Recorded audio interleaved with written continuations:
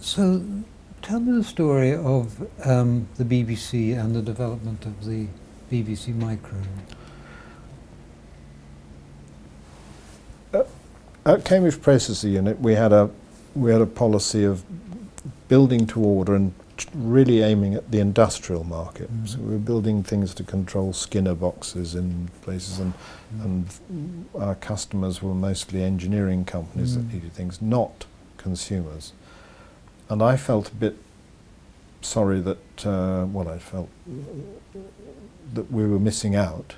And that we needed to have a brand suitable for the consumer market. And so after CPU had been running for about a year, and Science of Cambridge had more or less been shut down by Clive, Acorn was formed as a company, and the product that was largely developed in my house sinking into the fens was called the Atom, which used the basic designs of the modular card system that we did for the industrial market in a single board computer. But we built into it a local area network as well.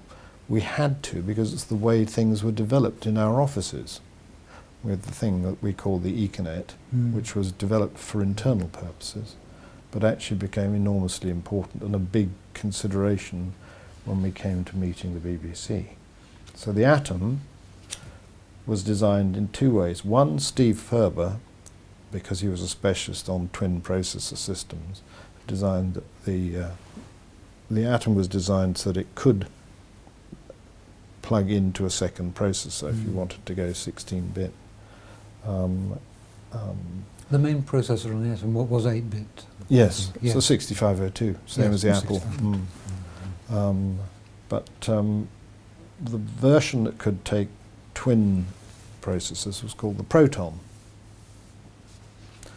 Had to be, didn't it? And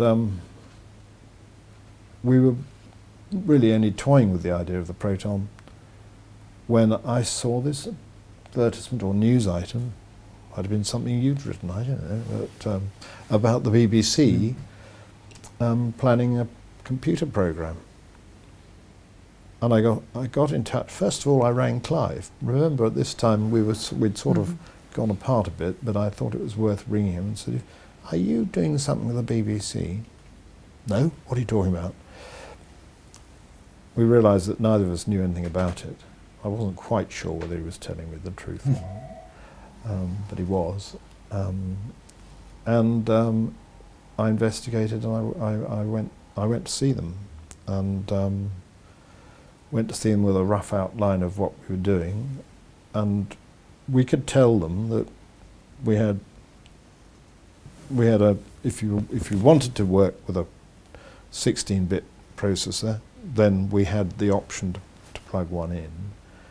If you wanted to run a properly structured BASIC, it was there, but it also had, as the BBC Micro did have, so did the Atom, had BASIC and machine code, which you could mix. So it had, so the BBC sort of faltered.